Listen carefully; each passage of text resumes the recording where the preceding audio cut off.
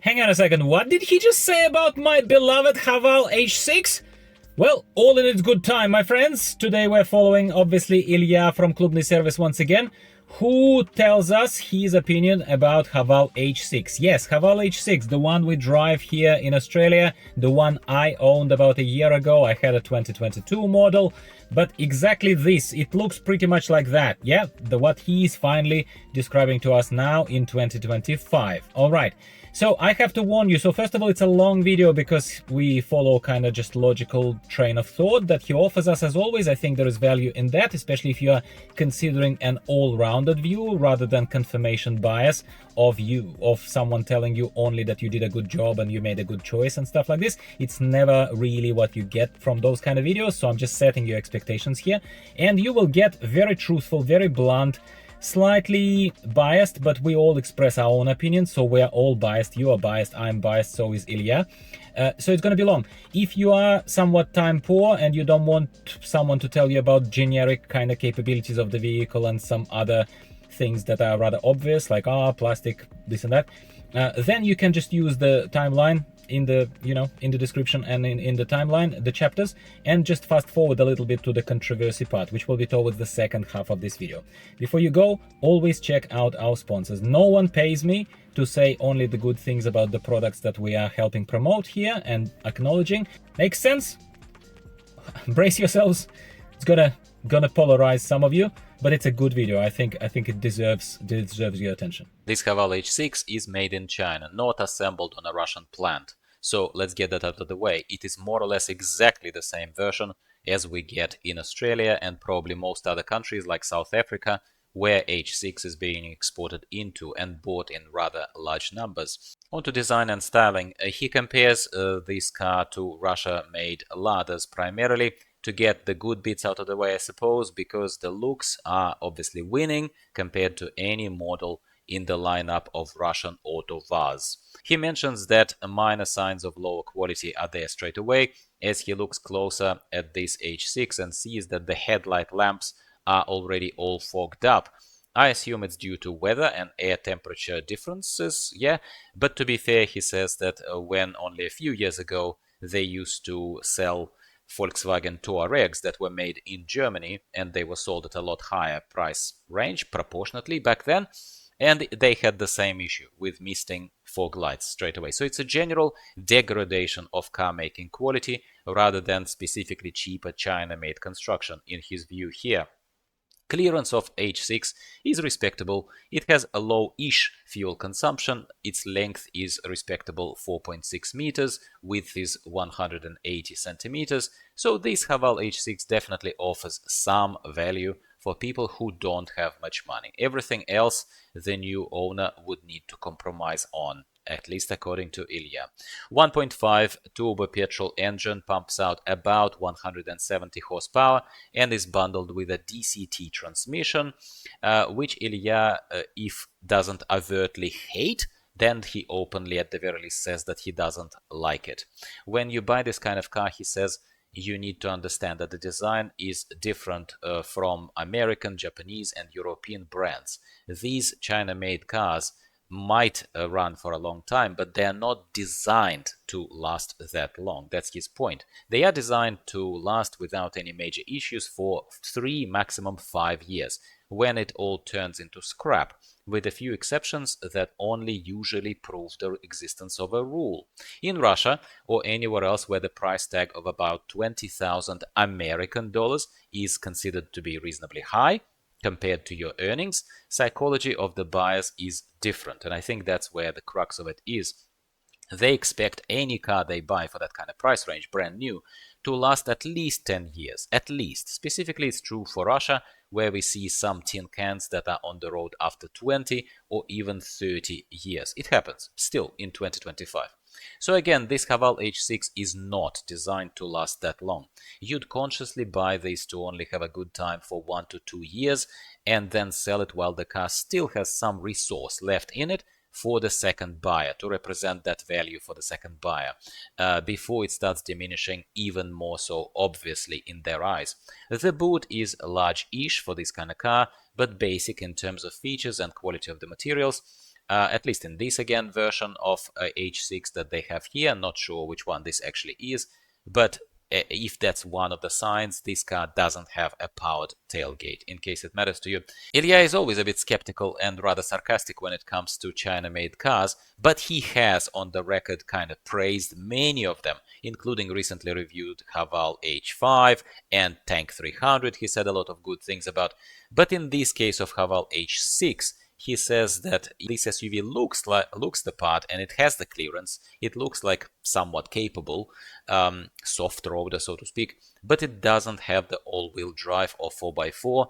He says even buying Lada Niva would be better, would suit you better rather than this piece of Chinese engineering.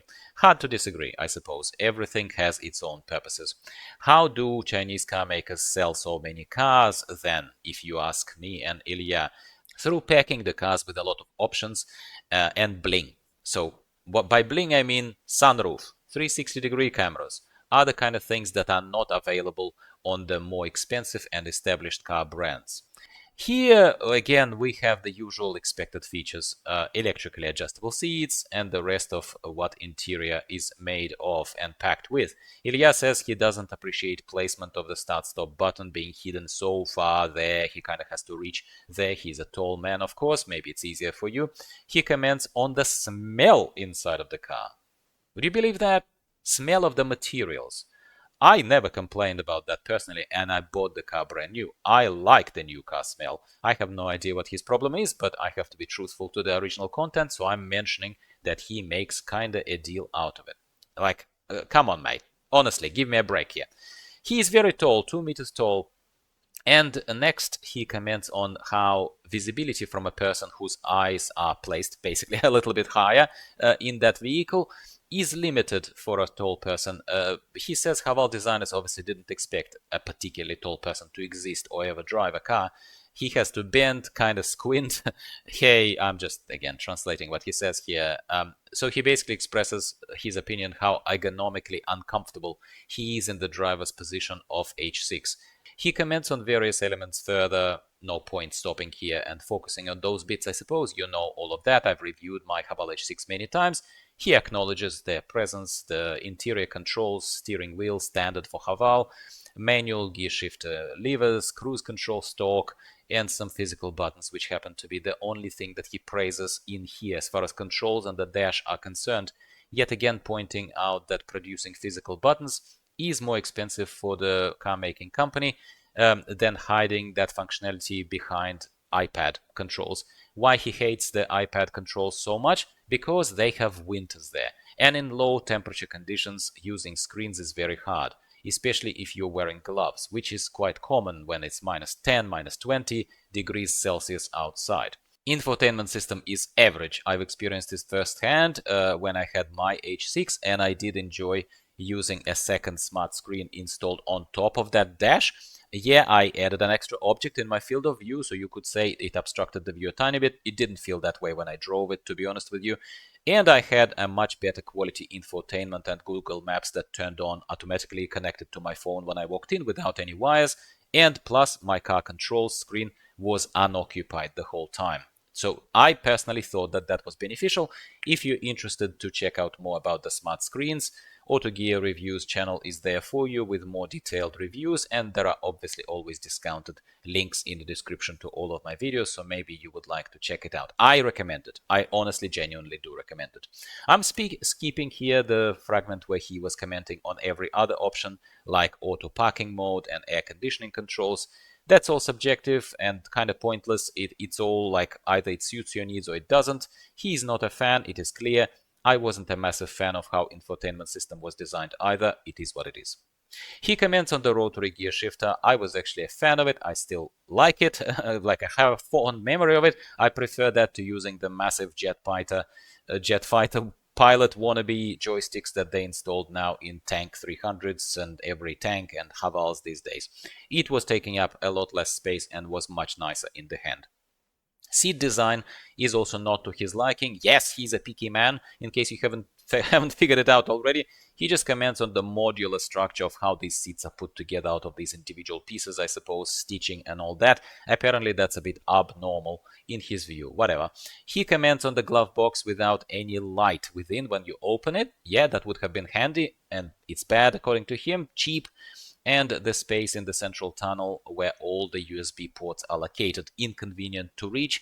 I agree if you're using a wired connectivity thing where you do have to stretch a wire between your phone and those USB ports, it's very, very inconvenient. Wirelessly, you'll be fine, okay? He comments more on the quality of the fake leather materials, some metal elements in the doors, that aluminium-like alloys, and aircon vent deflectors that very remotely remind him of some Mercedes models. Funny that he comments on slightly inconvenient sunglasses holder, which not all of my own glasses could fit into either, so I actually complained about it myself, a few years ago. Just interesting to note that. Rear passenger seats and space obviously cannot be compared to the massive HAVAL H6 we have reviewed very recently. He's barely fitting in here with his frame. A lot of usual features like USB ports, ISO fixed points for the child restraint, slightly strangely fitted seat belts. He kind of quickly points out at that. All right, fair enough. After all this skeptical review of the interior, he invites us for a little test drive. Brace yourselves, my friends. Brace yourselves. You have been warned, okay? Sensitive flowers, hide your daughters. Firstly, he briefly comments on the 7-speed DCT as he drives off. On the bumps, he says he can see the bonnet of the car shaking a little bit. It revs up quite noticeably. The suspension detects and transmits all the little bumps straight into the salon of the car and to you as a driver. He's not a massive fan of that. The problem he sees with DCT is that when you need to accelerate very quickly and have immediate torque applied to the wheels and immediately kind of jump into a little gap on a busy road with busy traffic, there can be unpredictable delays in how quickly DCT reacts to this. Here, particularly in H6, it's not so bad. He says he hears everything though. This 1.5 liter engine is revving up as soon as you accelerate. Again, I mentioned bumps on the road already. Sound insulation is really, really bad. He's not even surprisingly stopping on that too much. It's just so obvious. He starts heating up here in this bit of the original video. And I kind of love this part as it reminds me somewhat of how annoyed genuinely I was when I was driving my own HAVAL H6. When the emergency lane keep assist system was preventing me from, was wrestling me and preventing me from moving between the lanes and turning, even when I turned the indicator. It's overzealous. It really annoyed me and I couldn't turn it off permanently. So all these unnecessary driver assist system blips and interferences, it kind of brings all the memories back. So it's interesting because I feel like my own experience is validated by someone who is also not too shy and is not going to pull any punches. That's what I point, okay? He hits up and he says, listen, guys, I have to address the trolls and I have to address all of you unreasonable people who what do you expect me to do? Lie to you? Tell you that this is good? Tell you that this is great and praise all this electronic crap that prevents me from driving normally? I agree. Up to this point, I agree, okay? What do you expect me to do? Praise this car for losing the lane when I'm turning, for revving like crazy when I'm accelerating a little, and from me hitting the ceiling with my head on the smallest bump here? What do you want me to say? Praise this crap to lie to you? This is not a car. This is a village cart with an engine. I don't want to offend you, China auto lovers, but neither do I want to lie to you about this being a good vehicle. We are either honest here on this channel, or it turns into something else where you have to go to satisfy your confirmation bias, expecting me to tell you that you've made the right purchase. And here is the hard-hitting punchline that I have to deliver just as it justifies the title of the video and the thumbnail. Verbatim, he says, if someone tells you that this is a good car, you can spit in their face. Okay, settle down. It ticked me off as well. And I was like, whoa, mate. What did you just say? But then I had to remind myself that that's just how people sometimes express themselves over there. And what I mean by that is, it is not one-to-one translatable into English or to our reality living in the West or in Australia, in the, Eastern Asia, whatever. Traditional and ethnic societies, they sometimes get away with statements like this without needing to start throwing punches. That's what you have to understand, which I think sometimes is a good thing. Firstly, it delivers a strong emotional message of how a person truly feels about something. Secondly, not every strong word requires a strong physical response or you acting like a little wallflower ready to shrivel as soon as the person is being emotional with you. I think that little social resilience is what we lost over time. I know this is deviating from the main topic of the video, but I have to qualify this. I'm not defending, I'm just qualifying this for you, okay? Because you may not be exposed to this and be offended by it. Does he have a reason not to like something that is, in his view, a lower quality and doesn't offer a nice enough driving experience? Probably. It's his right? Just as much as it was mine to be swayed by the nicer elements of H6 when I bought it, right? I'm talking as a person who had this car. Let's not forget that for a split second, okay? And on some specific other points that Ilya pointed out, I actually don't disagree with him. I still hate that Great Wall Motor electronic emergency lane keeping system. I hate it with a passion. He says, listen, I even sell these things, and I'm telling you, this is not a car. It's a village cart with an internal combustion engine. I have products for everyone. Just don't delude yourselves on what you are buying. I think it's a very clear message, and I think this is truthful. I think he has to be applauded for it. He points out one plus and reiterates it. It's the low price. But before spending that money, do ask yourselves, why are you doing it? Are you okay to wrestle the car in the lane and have a lottery effect on how long this car will last you? Well, Bob's your uncle. But overall, he thinks that in the current reality, he would rather buy a Russian car, such as Lada Niva, rather than this. He doesn't see a use case where buying this car is better than some other. And there we go. That's what we have today, my friends.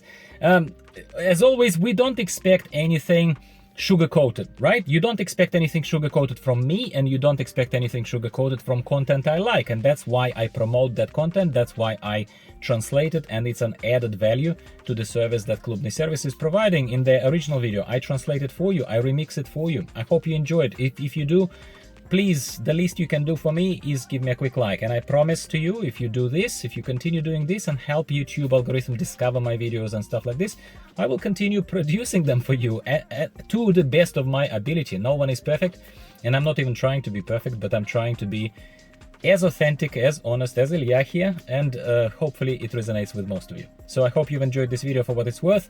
Leave the comments if you're not a troll, and I'll talk to you next week about something else value cars related in Australia and beyond. Goodbye for now.